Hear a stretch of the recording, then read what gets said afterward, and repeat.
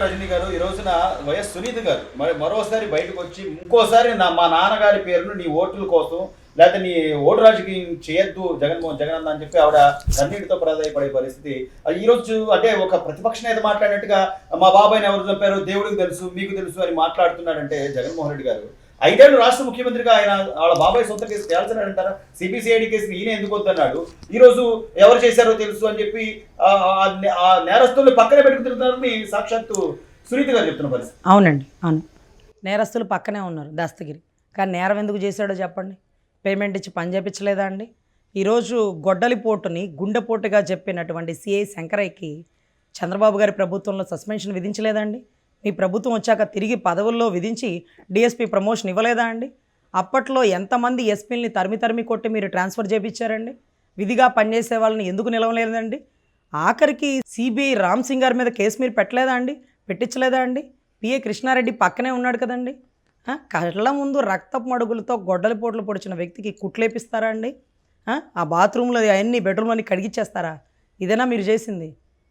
చిన్నాయనకి ఏం న్యాయం చేశారో మీరు అన్నట్టుగా చిన్నాయనకి తెలుసు, దేవుడికి తెలుసు అన్నారు.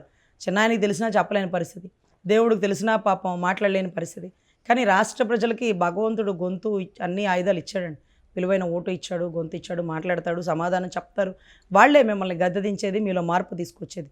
అప్పటికీ సునీతమ్మ గారు అన్నారు, మా నాయన రక్తంతో పునాది వేసుకొని పైకి లేచింది వైసీపీ పార్టీ.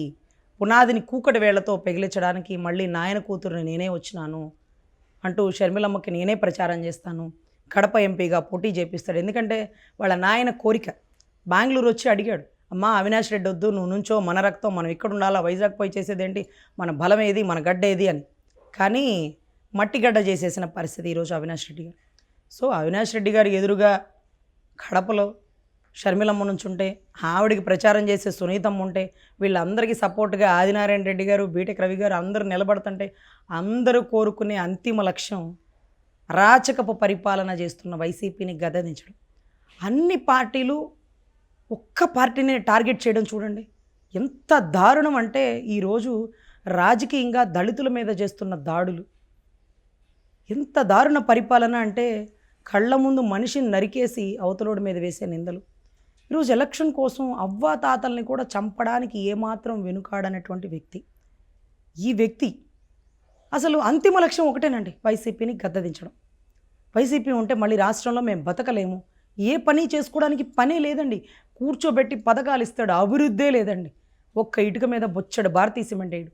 వైజాగ్ని ఎగ్జిక్యూటివ్ క్యాపిటల్ చేస్తానని కళ్ళబొల్లి మాటలు చెప్పి 3 రాజధానుల బిల్లులు వెనక్కి తీసేసుకున్న వ్యక్తి. అది ఎగ్జిక్యూటివ్ క్యాపిటల్, నేనుండే నివాసం అంటూ ఆఖరికి పర్యాటక శాఖ అంటూ రోజాతో ఓపెన్ చేయించిన పరిస్థితి. ఏం జరుగుతుంది వ్యవస్థలో అంటే, గంజాయి పంట విచ్చలవిడిగా పండిస్తుంటే పక్క రాష్ట్ర డీజీపీ దినేష్ రెడ్డి గారు వచ్చి మీ రాష్ట్రంలో గంజాయి పంట పండుతుందంటే రోల్ మోడల్గా ఉండే గౌతమ్ శేవ గారు నోటి మీద చేసుకుని సిగ్గుతో తలదించుకున్న పరిస్థితి. ఈ పరిస్థితికి రాష్ట్రాన్ని దిగజారుస్తూ రాజేంద్ర రెడ్డి గారు పరిపాలిస్తున్నారు, జవహర్ రెడ్డి గారు ఆధ్వర్యంలో నడుస్తుంది. వీళ్ళందరూ అయ్యా ఎస్ అనే పరిస్థితికి వస్తే ఇక రాష్ట్ర ప్రజల పరిస్థితి ఏంటండి? ఈరోజు రక్షక భటులు రక్షించాలా, లేకపోతే పబ్లిక్ సర్వీస్ కమిషన్ రాసింది పబ్లిక్ సర్వీసింగ్ చేయడానికా, లేకపోతే పొలిటికల్ సర్వీస్కే? సో ఖచ్చితంగా జవహర్ రెడ్డి గారిని, రాజేందర్ రెడ్డి గారిని గతంలో ఎన్ని అవకతవకలు జరిగినాయి. మంగళగిరి పార్టీ కార్యాలయం ధ్వంసం చేస్తే ఇంతవరకు ఎందుకు అరెస్ట్ చేయలేదు?